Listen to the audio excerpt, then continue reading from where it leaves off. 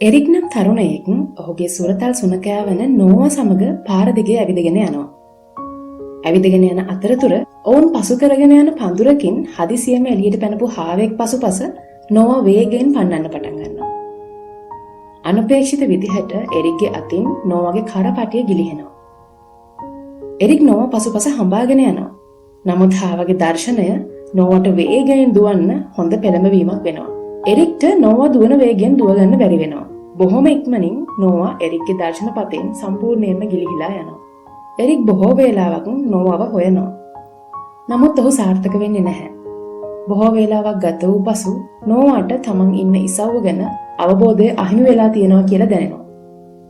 තමන් අතරමං වෙලා ඉන්නවා කියලා නෝවාට තේරෙන්නේ අන්න එතකොට. එරික් නෝවා සෙවීමට දවසේ ඉතිරි වේලාව සහ පසු දින සම්පූර්ණයෙන්ම ගත කරනවා. ඔහු අසල්වැසියන්ට දැනුම් දෙනවා. මිතුරන් සහ පවුලේ අයගේ සහාය ලබා ගන්නවා. සොයා දෙන්න කියලා සඳහන් කරපු නෝවාගේ ඡායාරූපය සහිත කුඩා දැන්වීම් නගරයේ හැම තැනම අලවෙනවා. සතියක් ගත වෙනවා. නෝවා තාමත් අතුරුදහන්. එරික් බොහොම දුකින් කාලය ගත කරනවා. හාව වැරදි වෙලාවක පිටතට පැන්න ආකාරය ගැනත් නෝවාට කරපටිය ඇදගන්න පහසු වෙන විදිහට ඔහුගේ අතේ පිහිටීම වැරදි තැනක තිබුණු ආකාරය ගැනත් ඔහු පසුතැවෙනවා. තවත් සතියක් පමණ ගත වුණාට පස්සේ දවසක් ඔහුගේ නිවසේ ඉදිරි දොරේ සීනුව නාද වෙනවා. කාන්තාවක් එරික්ගේ දොර ඉදිරිපස හිටගෙන ඉන්නවා. ඇය සමග නෝවාත් ඉන්නවා. දොර ඇරපු ගමන් නෝවා වලිගේ වනාගෙන එරික් වෙතට පනිනවා.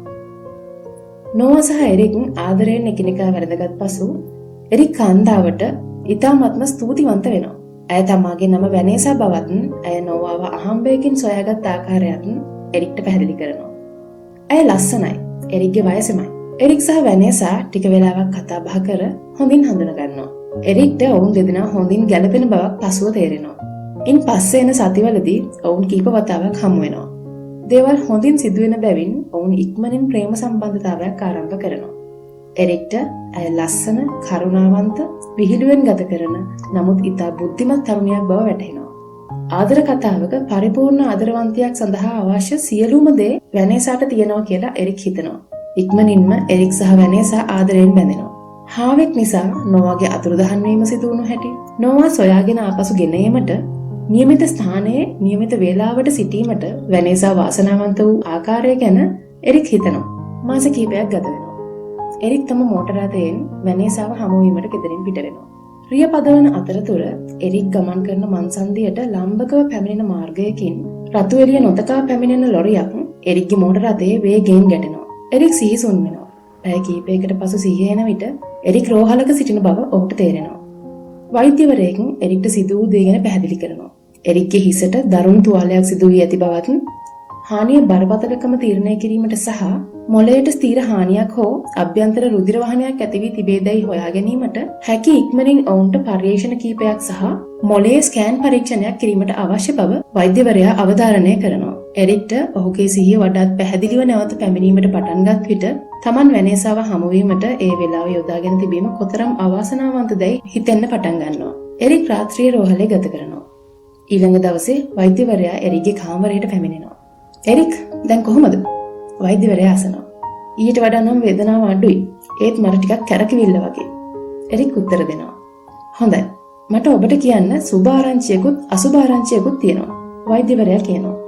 මොකද අසුභ ආරංචිය? ව්‍යාකූල වූ එරික් අහනවා. ඇත්තෙන්ම ඒ දෙකම එකම කාරණාවක් ගැනම තමයි. එරික්ගේ මොළයේ පොඩි ගැටිත්තක් හටගෙන තියෙනවා. අපි ඒකට ටියුමර් එකක් කියලා කියනවා. හැබැයි සුභ ආරංචියත් ඒකම තමයි. වෛද්‍යවරයා කියනවා. මොනවා? තුෂ්ණිම්භූත වූ එරික් වැඩි වෙන කුතුහලයත් බියත් ව්‍යාකූලත්වයත් මිශ්‍ර හැඟීමකින් අහනවා. මේ රියානතුරින් එරික්ගේ හිස අභ්‍යන්තරයට කිසිම හානියක් වෙලා නැහැ.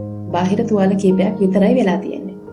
නමුත් රියානතුරින් හානියක් වෙලාද කියලා බලන්න අපි කරපු ස්කෑන් පරීක්ෂණවලදී අපිට හොයාගන්න පුළුවන් වුණේ එරික්ගේ මොළයේ පොඩි ගෙඩියක් හැදිලා තියෙනවා කියලා.